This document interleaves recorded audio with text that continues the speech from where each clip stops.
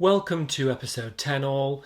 This is looking at part 9, another of the recurring night sections. And I want to really zoom in today on making close analytical links with cultural, social and historical context. Not simply shoehorning in or bolting on your historic knowledge, that given by the teacher, but actually engaging with it, whereby it is embedded within your analysis of language shaping meaning. As ever, please like, please subscribe, please hit the notification bell.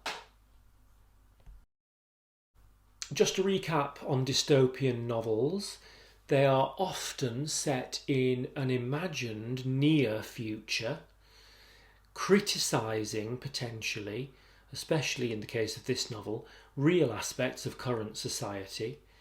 They might be tongue-in-cheek, satirical, or more of a warning, and can be disturbing.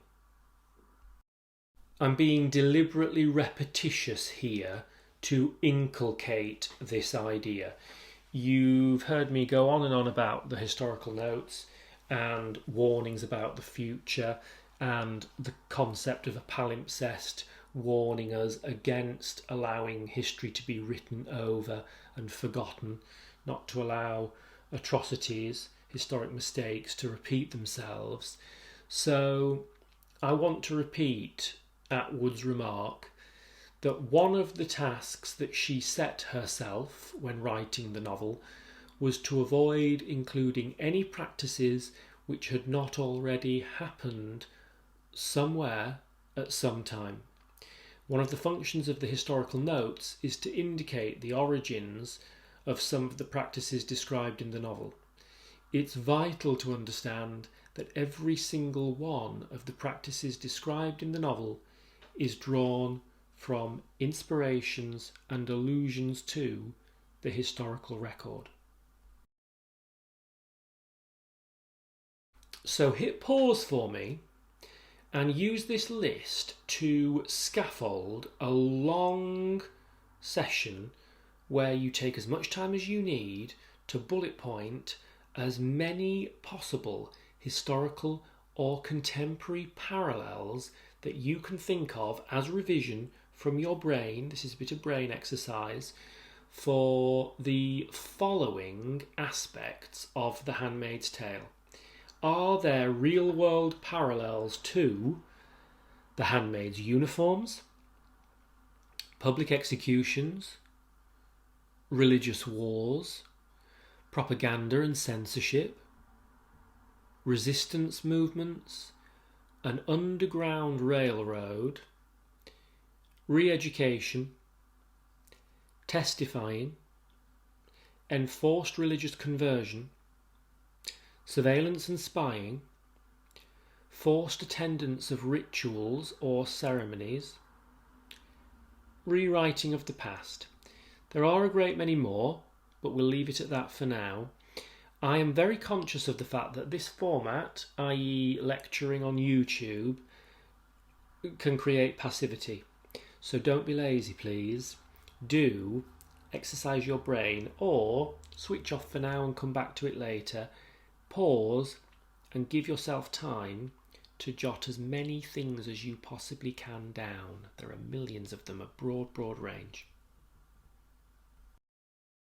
The novel touches on an important area of American history, and that is slavery. Like slaves, the handmaids are referred to by their patronymic. They're separated from their families. They're tattooed like victims of the Holocaust's concentration camps. The historical notes refers to the Underground Female Road, which is Atwood's fictional invention, but is a direct allusion to the real-life Underground Railroad, taking slaves from safe house to safe house until crossing the border to Canada.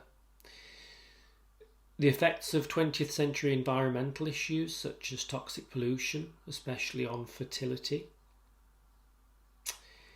The aunts in chapter 1 carrying cattle prods, originally used to control the civil rights demonstrations of the US in the 50s and 60s. The Christian right of the 1980s in the States under President Reagan, criticising rape victims for wearing provocative clothing, for example. The main founding inspiration has surely got to be America's Puritan past, the Puritan witch trials of 17th century New England. The historical notes, whilst seeming to restore a familiar world, a female Native American professor, for example, satirises middle-class academic practice by subverting the idea of ethnic groups studying a Caucasian white civil war. If that doesn't make sense to you now, I will go into further detail on that toward the end of the next episode. Another 80s inspiration might be Atwood having stayed for a period of time in Berlin at a time when the oppression of the communist regime and the Soviet Union was still extant in East Berlin behind the Berlin Wall. So it feels strange to have only got to this now, all the way in episode 10. In episode 1, we looked at the epigraphs. The epigraphs are those 3 quotations from Genesis in the Old Testament, from Jonathan Swift's A Modest Proposal, and a proverb from Sufism. Those are the epigraphs prior to the novel. And we looked at them because of their thematic and analytical importance of trying to produce and consume things, but losing sight of our moral fibre along the way. However, even prior to that, there are some equally thematically important things. The page prior includes, amongst all of the usual copyright information about dates of publication of the novel, the dedications to Mary Webster and Perry Miller. Webster may have been a relative of Atwood, although it's so long back that records or genetics can't be quite sure, who was accused of witchcraft in 1684, the 17th century, during the Puritan witch trials of Massachusetts. Not a particularly dissimilar setting to Gilead. Despite being acquitted of being a witch, she was deemed innocent. She was hung from a tree by local residents all night and was cut down the next morning, still alive, and went on to survive another 11 years. Atwood wrote a poem about her entitled Half-Hanged Mary. So an oppressed woman, a victim of the Puritan regime of, if you can call it a regime, New England in the 17th century, the strictly religious settlers from elsewhere, including England. Perry Miller was a Harvard historian and Atwood's professor, with whom Atwood studied as a graduate student. Or he is a professor now. I don't know whether he was her professor or whether they were contemporaries. I'd have to check that. His specialism was American Puritans. So the dedications both relate to this historic parallel of Puritanism. Atwood has acknowledged that the Puritans are the founding stones of this book. Gilead does a lot of the same things. It's no accident that the Scarlet Letter, Nathaniel Hawthorne's 19th century novel, and the costumes of the handmaids are the same colour red. So Atwood here is referencing Hawthorne's The Scarlet Letter. It's a 19th century American novel set in 17th century Boston, in which the female protagonist is forced by her Puritan community to wear a red letter A, marking accusation of her as having been an adulteress, having had an affair with a married man. Think about that as punishment, shame. It may be that the blame falls to the woman rather than the man in a misogynistic way, or vice versa. I make no apologies for inculcating this way. One of the tasks that I, Atwood, set myself when writing the novel was to avoid including any practices which had not already happened somewhere at some time. One of the functions of the historical notes is to indicate the origins of some of the practices described in the novel. It's vital to understand that every single one of the practices described in the novel is drawn from the historical record. As, I think, going hand in hand with this idea of the palimpsest, the ability to rewrite or attempt to erase history, potentially leading to a repetition of historic atrocities. Don't let history be overwritten. Know your history or suffer its repetition of something atrocious.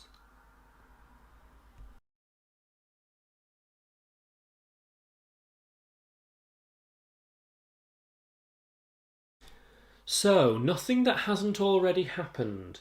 The Handmaid's Tale is a satire. Atwood comments on the brutality of the world, drawing attention to social or political trends, a tool for examination of our own society. That puts it a lot more eloquently than I previously have. Each atrocity in the novel has a historical source. What does this add to her exploration of human nature? How does it affect the theme of hope and despair? One is slavery. America in the early 17th century. Slavery was vital to the industry of the cotton plantations. The slaves were not allowed to read or write like the handmaids. Their movements restricted. Female slaves were sexually abused by owners. Brutal punishments. Hierarchy among the slaves kept them divided and less likely to rebel. They would be branded and renamed. Much like the handmaids, this idea of a hierarchy where one feels one has more status than another keeps them divided and less likely to rebel. The Old Testament was used as justification. The Underground Railroad was a route of escape before the Civil War brought laws that ended slavery. So there were people who must have been white, Caucasian, more progressive people aiding and assisting escape to Canada. Police states like the USSR, the Soviet Union and East Germany, mass surveillance and informants for the Stasi, the East German secret police. Atwood was writing in Berlin in the mid-80s. The rise of Hitler, another German parallel, but 4 decades earlier than the prior one I've just mentioned. The promise of a new Germany. Family values, dehumanising victims, burning of books, betrayal being encouraged, removal of children from undesirables to be rehired with loyal Nazis. HIV and AIDS in the 80s, the blame falling on promiscuity, particularly in the gay community. How do those, like the gender traitors put on the wall in Gilead, reflect fear of other cultures? Growing support in the 80s for right-wing Christian organisations focused on protecting family values, supporting the death penalty, attempting to restrict abortion, gay rights, access to contraception. Atwood asked herself, if you were going to take over the US, how would you go about it?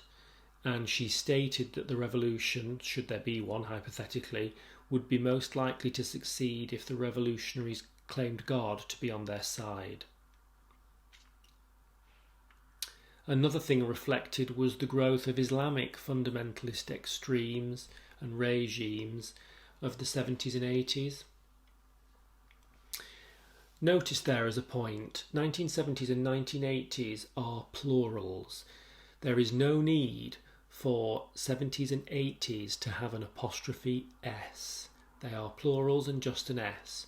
But I have utilised an apostrophe where I have shortened 1980s to 80s, just an aside.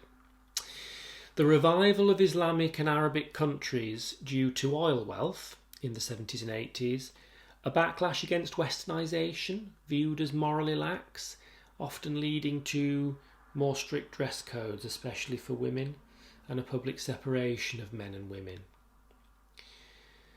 If we think about the timeline of this, the Salem witch trials, Puritanism, fear of the devil and sin being the driver of that, more than love of God, perhaps, is our earliest inspiration for the novel, along with slavery, both of a similar period. And then a lot of the others are much more recent 20th century ones. Hitler's Germany and communism in the 50s, 60s, 70s, 80s. Fundamentalism in Middle Eastern countries of the 70s and 80s. Right-wing politics in the States of the 80s. The HIV, AIDS, pandemic, etc. Later in this episode, I want to really focus in on how this vast range of things can be savvily selected, some of them, to closely engage and integrate with our close analysis and argument about themes of oppression, for example.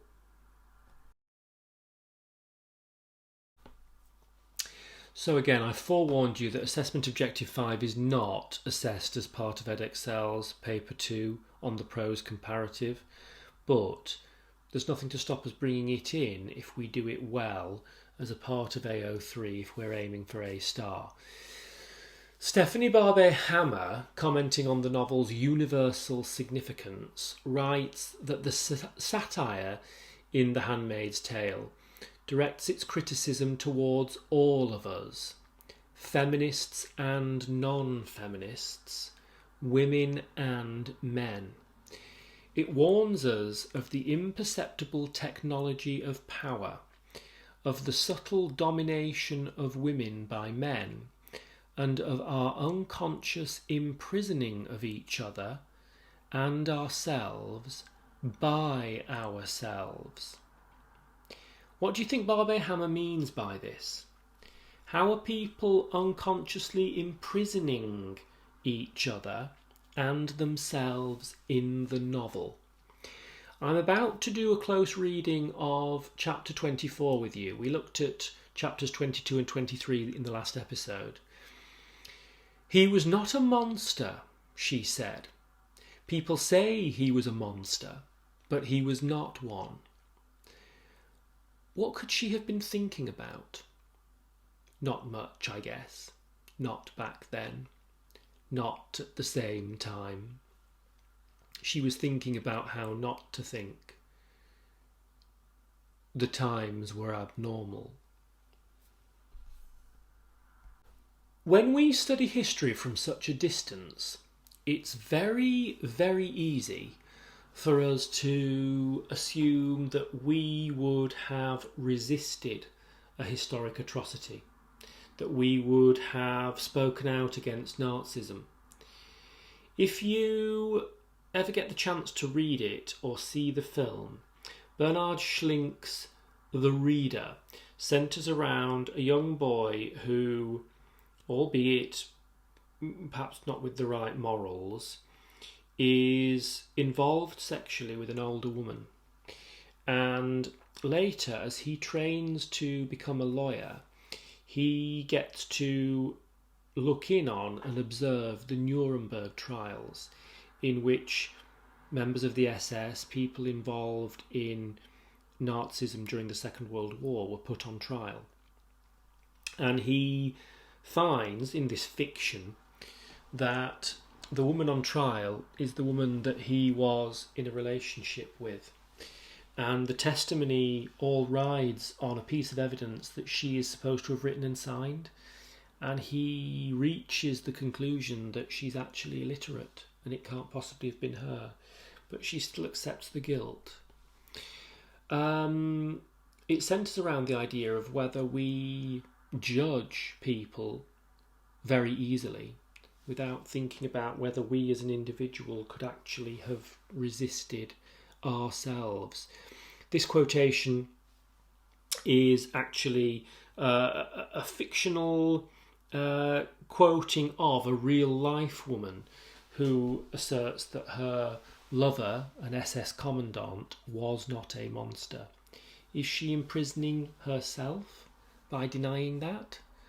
Or do we imprison others with our judgment? So we're going to have a close reading here of chapter 24. With this vast range of historical precedents, we've really got to be careful that we make closely engaged analytical links to contexts, either production or reception, like we did with the purple placards of the gender traitors idea at the beginning of chapter 8. So I want for the remainder of this episode to look at some savvy examples of that play the exam game. So section 9, Night, is another section that's just a single chapter on its own, chapter 24, and it sees Offred initially musing upon this developing dynamic with the commander. She wants to use it to her advantage, but she's deeply uncomfortable with colluding with a man who is a leader in this immoral and corrupt regime. I go back along the dimmed hall and up the muffled stairs stealthily to my room. I sit there in the chair with the lights off, in my red dress, hooked and buttoned. You can think clearly with your clothes on. What I need is perspective. The illusion of depth, created by a frame, the arrangement of shapes on a flat surface. Again, she likes to dwell on multiple definitions of words. The perspective in a picture or a painting, diminishing to a vanishing point. Here, she needs absolute clarity of thinking to decide how she is going to play this to her advantage and not endanger herself any further. Otherwise, there are only two dimensions. Perspective is necessary. Otherwise, you live with your face squashed against a wall, everything a huge foreground of details, close-ups, hairs, the weave of the bedsheet, the molecules of the face, your own skin like a map, a diagram of futility crisscrossed with tiny roads that lead to nowhere. Otherwise, you live in the moment, which is not where I want to be. But that's where I am, and there's no escaping it. Time's a trap. I'm caught in it.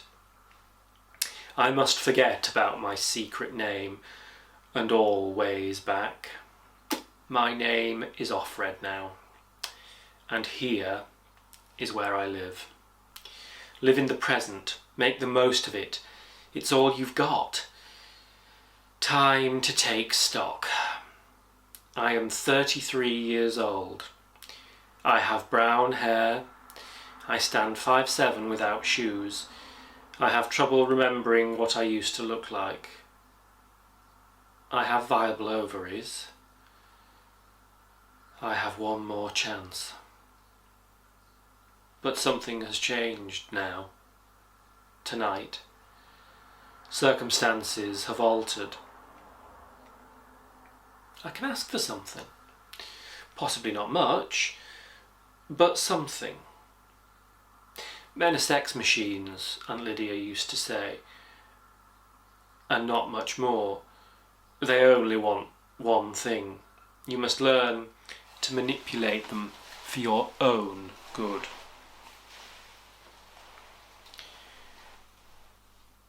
Lead them around by the nose. This is a metaphor. It's nature's way, God's device, the way things are. Aunt Lydia did not actually say this, but it was implicit in what she said. It hovered over her head like the golden mottos over the saints. Like them too, she was angular and without flesh, not human. But how to fit the commander into this, as he exists in his study, with his word games and his desire? For what? To be played with? To be gently kissed as if I mean it? I know I need to take it seriously, this desire of his. It could be important. It could be a passport. It could be my downfall. I need to be earnest about it. I need to ponder it. But no matter what I do, sitting here in the dark with the searchlights illuminating the oblong of my window, from outside, through the curtains, gauzy as a bridal dress, as ectoplasm, again this cytoplasm, ectoplasm, the clear layer, the cell layers, simile. One of my hands holding the other, rocking back and forth. No matter what I do, there's something hilarious about it. He wanted me to play Scrabble with him, and to kiss him as if I meant it.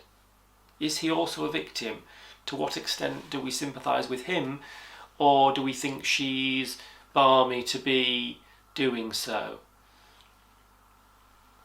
Is it a passport? Is it her downfall? There are always multiple possible perspectives and interpretations. This is one of the most bizarre things that's happened to me ever. Context is all. You can call it bizarre or you can call it horrifying in this context. I remember a television programme I saw once. She's now having a flashback, an analytic shift to a childhood memory of watching the television. And this shows us a parallel to the scenario she's in. She is in a strange dynamic with a man who is culpable in a regime that is committing human atrocities that we would socially judge. And she is perhaps dwelling on to what extent she might be retrospectively considered culpable. Would we judge somebody who was the guard of Auschwitz? Or, as an individual, what choice did they have? I remember a television programme I saw once, a rerun made years before. I must have been 7 or 8, too young to understand it. It was the sort of thing my mother liked to watch. Historical, educational. She tried to explain it to me afterwards, to tell me the things in it that had really happened, but to me it was only a story. I thought someone had made it up. I suppose all children think that about any history before their own. If it's only a story, it becomes less frightening. Remember that she has already said she'd like this to be a story she's telling, to be fiction that she could control the end of, to be less frightened by the fact that she's found herself in an oppressive regime. The programme was a documentary about one of those wars. They interviewed people and showed clips from films of the time, black and white and still photos. I don't remember much about it, but I remember the quality of the pictures, the way everything in them seemed to be coated with a mixture of sunlight and dust, and how dark the shadows were under people's eyebrows and along their cheekbones. The interviews with people still alive then were in colour. The one I remember best was with a woman who had been the mistress of a man who had supervised one of the camps where they put the Jews, so we piece together it's the Second World War, before they killed them. In ovens, my mother said. The gas chambers. She's speaking to a small child. Is it appropriate to explain this to an 8-year-old? But there weren't any pictures of the ovens, so I got some confused notion that these deaths had taken place in kitchens. There is something especially terrifying to a child in that idea. Ovens mean cooking, and cooking comes before eating.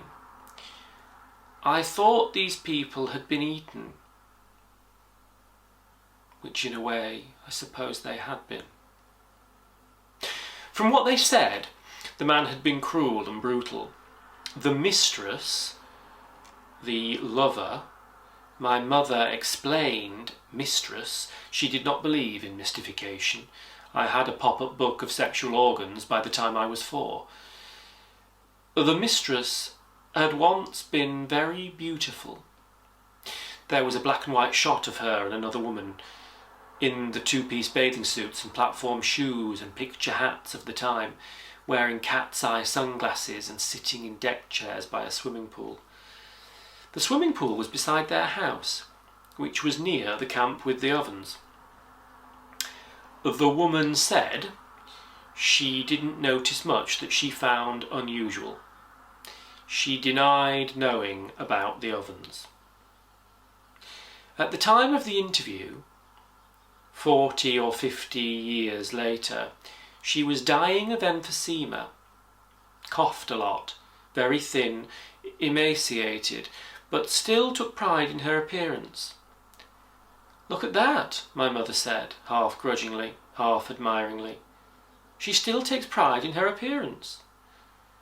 Carefully made up, heavy mascara, rouge on the bones of her cheeks, over which the skin was stretched like a rubber glove pulled tight. She was wearing pearls. "He was not a monster," she said.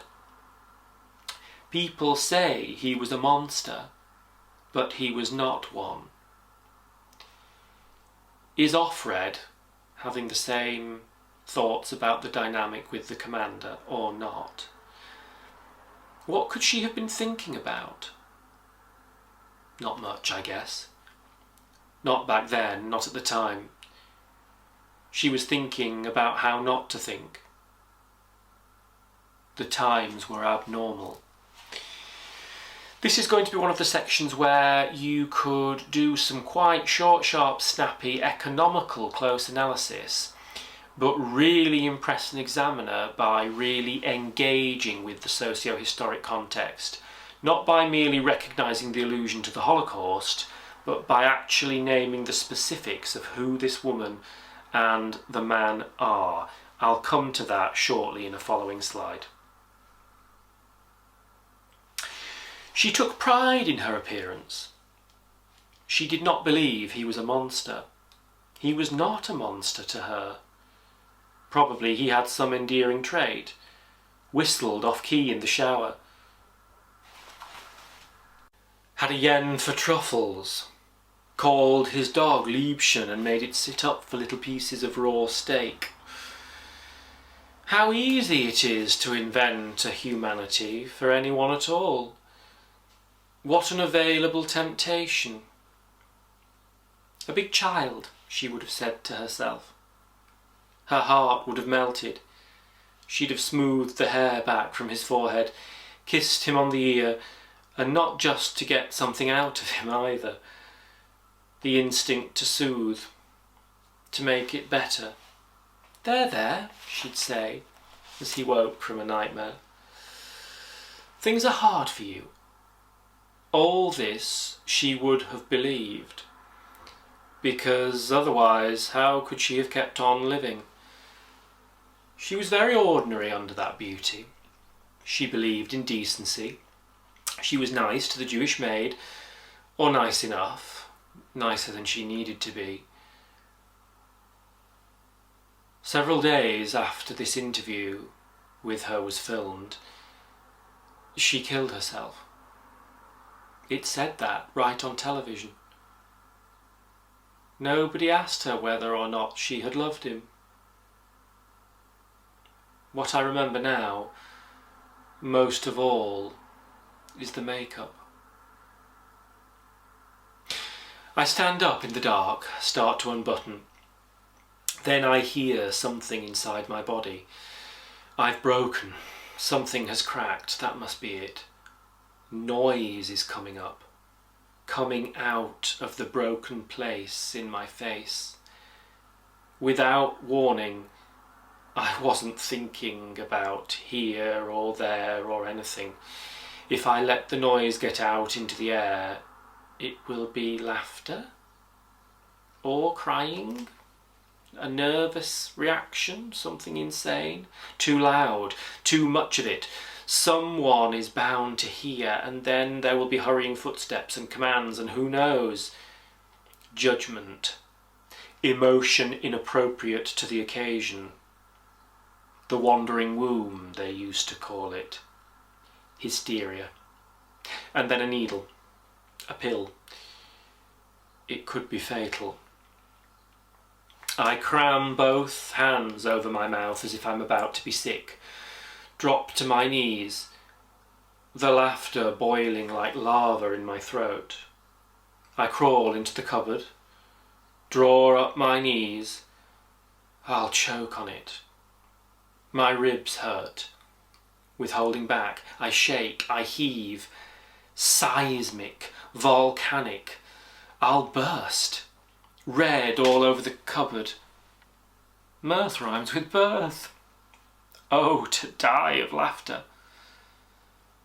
I stifle it in the folds of the hanging cloak, clench my eyes from which tears are squeezing, try to compose myself. After a while it passes like an epileptic fit. Here I am in the closet. Nolite te bastardes carborundorum. I can't see it in the dark, but I trace the tiny scratched writing with the ends of my fingers, as if it's a code in Braille. It sounds in my head now less like a prayer, more like a command. But to do what? Useless to me in any case. An ancient hieroglyph to which the key has been lost. Why did she write it? Why did she bother? There's no way out of here. I lie on the floor, breathing too fast, then slower, evening out my breathing as if in the exercises for giving birth. All I can hear now is the sound of my own heart, opening and closing, opening and closing, opening in hope. This polysynthetic list and then is left open. There are a few allusions here. The Wandering Womb, another example I've already explained of a historic misunderstanding of the woman by men, by doctors. What does this centre around here? Is there a binary opposition here between humanity and isolation? Between a need for companionship on both their parts and a sexual element to that potentially, combined with fear? Could we compare that to Frankenstein? Could we even compare Victor's lack of awareness of his wrongdoing with the commander's culpability and the idea of the mistress's lover's culpability in the Holocaust? I will take that into further detail in this session.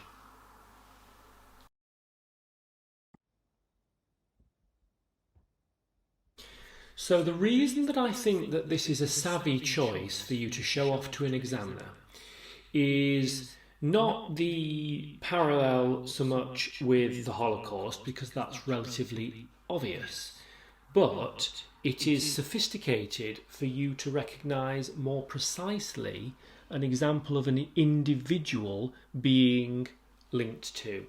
In this case, Ruth Calder and Amon Gert. That's the pronunciation I'm going with. Amon,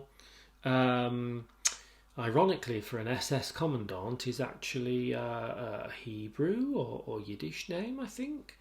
Gert with the umlaut above the O. The reference is to the mistress in the chapter is to Ruth Calder, a woman who had an affair with Amon Gert, who was the commandant of Plazow concentration camp. She remained loyal to him until she died, and was always with a photograph of him in her room. In an interview in 1983, the interview referred to in the novel is real, she described Gert as charming and said she never regretted being his mistress. However, she committed suicide the day after giving the interview. It's not fictional, it's not an invention by Atwood. What does this mirror in the novel? Hit pause for me. Have a think. 5, 4, 3, 2, 1.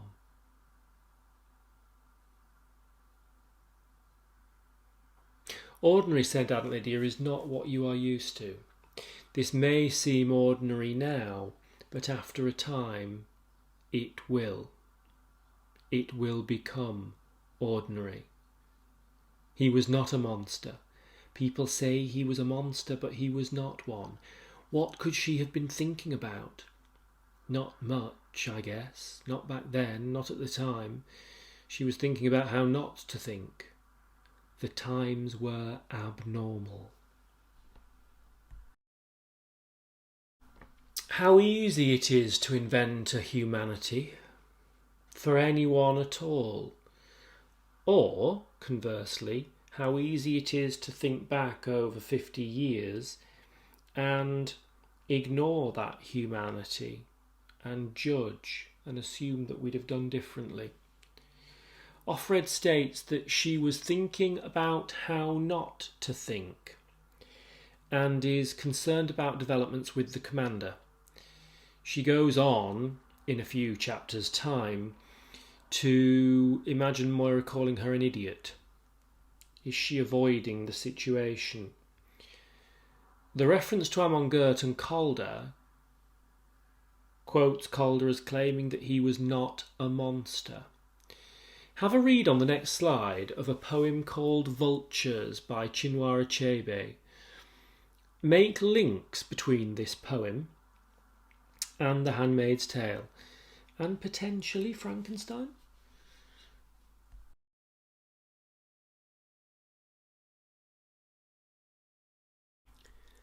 In the greyness and drizzle of one despondent dawn, unstirred by harbingers of sunbreak, a vulture perching high on broken bones of a dead tree nestled close to his mate, his smooth bashed-in head.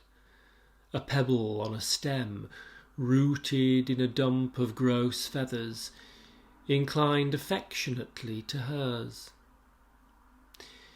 Yesterday they picked the eyes of a swollen corpse in a waterlogged trench, and ate the things in its bowel. Full gorged, they chose their roost, keeping the hollowed remnant in easy range of cold, telescopic eyes.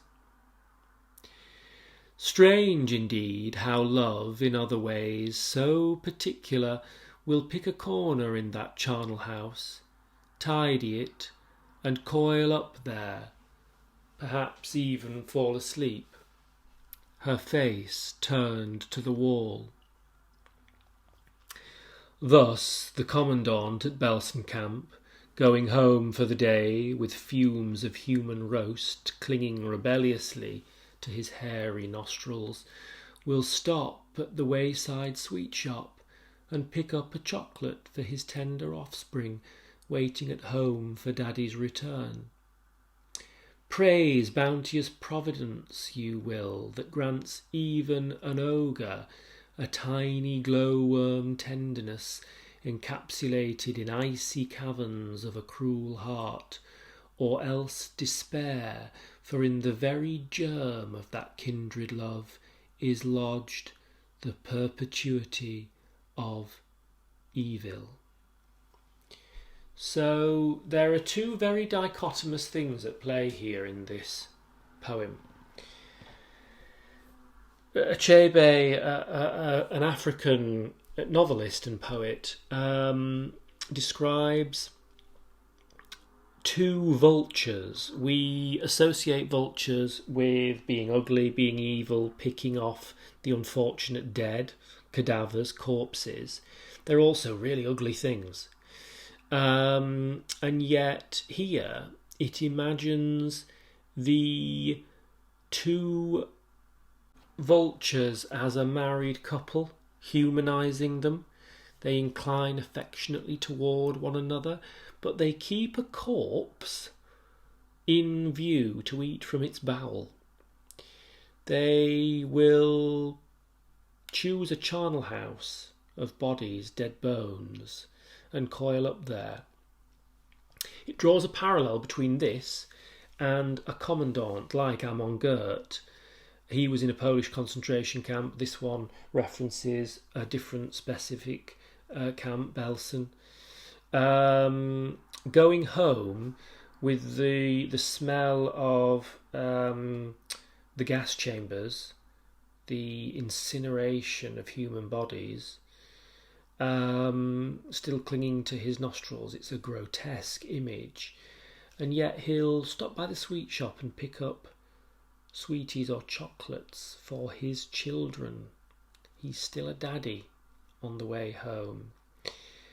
He's an ogre, but this glowworm, perhaps like a fizzy sweet, encapsulates in him a cavern of cruelty. Within this daddy on the outside is evil. Amon Gert was doing evil things, and yet Ruth Calder asserted he was not a monster, and Offred says that it's easy to invent a humanity for him to protect herself, that he's not a monster, that he might pick up, he might have a propensity to sing badly in the shower, to be human, to buy little sweeties and treats for his little dog and train it, but that's just making things easy for ourselves instead of acknowledging. She's fearful that she could become indoctrinated enough to do the same with the commander. Ruth Calder asserts to the end that she's not regretful, even in an interview decades later when she's old and dying. But there must have been such an extreme psychological shame that the day after giving that interview as an elderly woman, on death's door anyway, she commits suicide.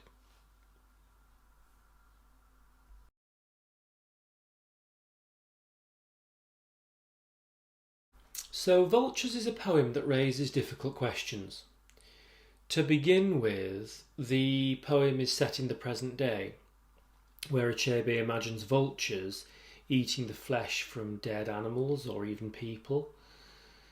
Then the poem shifts back in time to a Nazi concentration camp of World War II. The second part of the poem describes the commandant who runs the camp going home to his children, the smell of death still in his nostrils, and the reader is left to think about the similarities between the vultures and the Nazi officer. Are there no good or evil people? Does each of us have a capacity for both? It's very easy to think back across 50, 60, 70 years and think, oh, evil. But is that within all of us to some extent? Is that in our midst? The barbaric only comes out of the creature when suffering humanity's barbarity. Does each of us have a capacity for both good and evil? It's easy to think of the Nazi as monstrous or evil, but would we have resisted at the time, or been oppressed into following suit? It's difficult to acknowledge the concept of humanity in this person, the commandant, but what constitutes humanity is a key theme in both Gileadian society and Frankenstein's creature. A bit of brief summarising then. You've got a few key quotations here that I've covered in prior readings. I'm not going to dwell on those. At the end of chapter 24, Offred worries her stress levels will be noticed. Emotion inappropriate to occasion.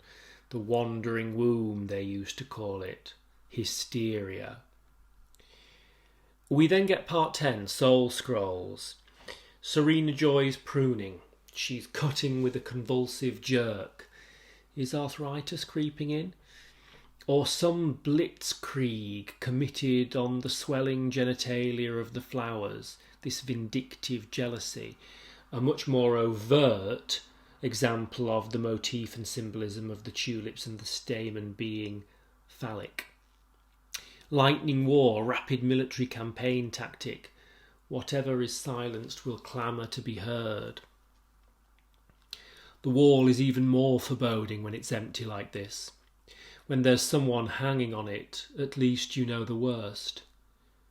But vacant, it has potential, like a storm approaching.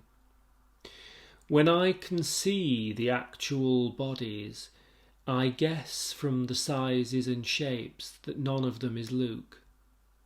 I can believe also that he is still alive. Once the prayers have been printed and said, the paper rolls back through another slot and is recycled into fresh paper again.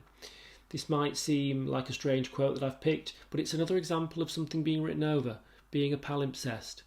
Texts equal histories, destroyed, overwritten, forgotten. The palimpsest of the first page, Offred's very tale, by the historian Piexoto. The revelation that Offglen is not a devout believer comes in this section, and I want to make that clear because I'm skipping over it perhaps a little rapidly. Subversion, sedition, blasphemy, heresy, they discuss this being somewhere to assume a lack of listening devices. They've gone to the prayer machines to have a bit more clandestine conversation, and she reveals herself, Ofglen, to be a member of a resistance movement called Mayday. She says, I tried the code word on you a while ago and you didn't recognise it. If Moira thought she could create utopia by shutting herself up in a women-only enclave, she was sadly mistaken. Control by means of only electronic money transactions. After the books were transferred to computer disks, they were supposed to go to the shredder. Already rebelling without realising against the destruction of untraceable records, paper money already obsolete in Offred's youth, Congress, violence, blaming Islamic fanaticism falsely, roadblocks, identity passes, you couldn't be too careful, a flippant nothing to hide argument against the infringement of freedom, what little things creep in our society that are actually more disturbingly controlling than we realise at the time. Control by stopping funds. The women have their cards turned off. People in general have their cards turned off if they're a flight risk across the border. No children walked to school anymore. Too many disappearances. Moira is gratified by her predictions about these things being correct.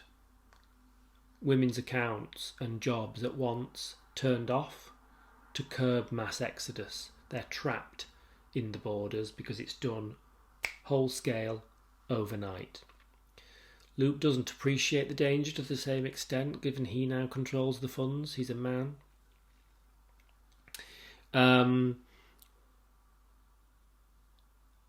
Atwood makes another double meaning pun, play on words joke here. Pen is envy. Freud, the psychologist, famously came up with the idea that women perhaps subconsciously have penis envy, that they wish like a man they possessed a penis. It's twisted round here to be pen is envy, that in this society a woman cannot utilise a pen, cannot write or read. There's also at this point the revelation of the prior Handmaid, the prior Offred's pseudo-Latinate joke. Nolite te bastardes carborundorum is actually the commander's schoolboy joke. Don't let the bastards grind you down. The fact that Offred asks him about it is deeply dangerous because it shows that there's somehow the prior Handmaid has left that behind. It also shows that the last Handmaid also had these secret meetings with the commander, and Offred is in danger because what happened to the prior Handmaid? Was it suicide or was she got rid of? And it just gives us a bit more concern about the danger that the commander's actions poses to her. Okay, so I'm accelerating now from the last section that we were looking at, chapter 24, to part 12, Jezebels, chapter 31. We've got some more closely analytical engagement and links with historical context here. So, historic links in chapter 31, Labour Day. September 1st will be Labour Day. They still have that, though it didn't used to have anything to do with mothers. Labour Day, the first Monday in September in the States, is a creation of the labour movement dedicated to social and economic achievements of American workers. It's a bank holiday, essentially. It constitutes a yearly national tribute to the contributions workers have made to the strength, prosperity and well-being of the US. But here, Gilead reappropriates it with a different semantic significance. Birthing, babies, labour. It is in chapter 31 that Ofglen reveals herself to be a part of the resistance movement Mayday. She says, "I tried Mayday on you once. A password? What for?" asks Offred. "So you can tell," Offglen says, "who is and who isn't. Mayday, I tried it on you once." We've covered this previously in Chapter 8. It's an international call sign to indicate distress and request help, originating from the International Radio Telegraph Convention of 1927, originating from the French "help me." Here, it's the code word indicating the Mayday resistance movement operating within Gilead's borders. So I'm accelerating ahead a bit here. The last reading that I gave was from chapter 24, and I've accelerated forward now to section 12. The last time I gave a reading we were in section 9. We're now in Jezebel's, chapter 31. Today, later, with Offglen, on our shopping walk, we go to the church, as usual, and look at the graves. Then to the wall. Only 2 hanging on it today. One Catholic, not a priest though, placarded with an upside-down cross, and some other sect I don't recognise. The body is marked only with a J in red. It doesn't mean Jewish. Those would be yellow stars, a very overt allusion to the Star of David in the Holocaust and the concentration camps. Anyway, there haven't been many of them, because they were declared sons of Jacob and therefore special. They were given a choice. They could convert to Christianity or emigrate to Israel. A lot of them emigrated, if you can believe the news. I saw a boatload of them on the TV, leaning over the railings in their black coats and hats and their long beards, trying to look as Jewish as possible, in costumes fished up from the past, the women with shawls over their heads, smiling and waving, a little stiffly, it's true, as if they were posing, trying to be more Jewish to get out of this new oppressive regime. A horrible irony of trying to look Jewish when in the roundups of the Holocaust or Kristallnacht or the concentration camps they would have done their damnedest to hide being Jewish. If you get the opportunity to read it, a fabulous novel around the concept of the roundups, set initially in Paris before moving to a concentration camp, is Tatiana de Rosnay's Sarah's Key. If you don't read it, there's also an excellent adaptation of it starring Kristen Scott Thomas. I really recommend it. Offglen says some other people got out that way by pretending to be Jewish, but it wasn't easy because of the tests they gave you, and they've tightened up on that now. You don't get hanged only for being a Jew, though. You get hanged for being a noisy Jew who won't make the choice, or pretending to convert. That's been on the TV too. Raids at night, secret hordes of Jewish things dragged out from under beds. Torahs, Taliths, Mogen Davids, and the owners of them, sullen-faced, unrepentant, pushed by the eyes against the walls of their bedrooms, while the sorrowful voice of the announcer tells us voiceover about their perfidy and ungratefulness. So the J isn't for Jew. What could it be? Jehovah's Witness? Jesuit? Whatever it meant. He's just as dead. So this concept of people fleeing the Gilead regime rendering themselves refugees, either due to being Jewish or attempting to look as Jewish as possible as an excuse to get out, has this horrible parallel with the way in which, during the Nazi roundups, people would have been doing anything they possibly could not to appear Jewish. On the 13th of May 1939, more than 900 Jews fled Germany aboard a luxury cruise liner named the SS St. Louis, or St. Louis. They hoped to reach Cuba and then travel on to the US, but they were turned away in Havana and Florida and forced to return to Europe, where more than 250 of them were then killed by the Nazis. This image of a boatload and the news footage in an American dock is a deliberate opposite of this. What effect does that contextual knowledge have on your reading? This hopefully has given you some examples of particular things that are precise historic parallels. Hopefully precise enough for you to really critically engage with really precise things. Show off to your examiner that you know that this is the SS St. Louis. Show off to your examiner that you know about the origins of the term Mayday.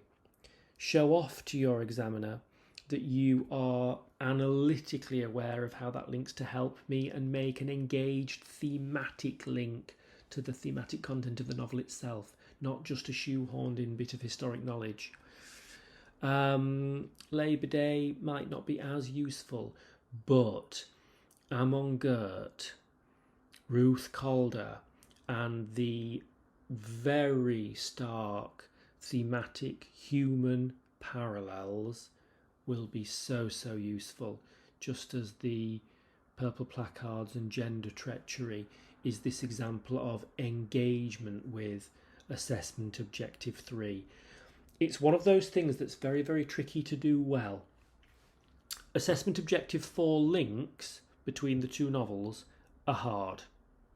Making that the driver of your thematic argument is really what gives you a B, an A star. AO3 is tricky unless you really engage analytically with it.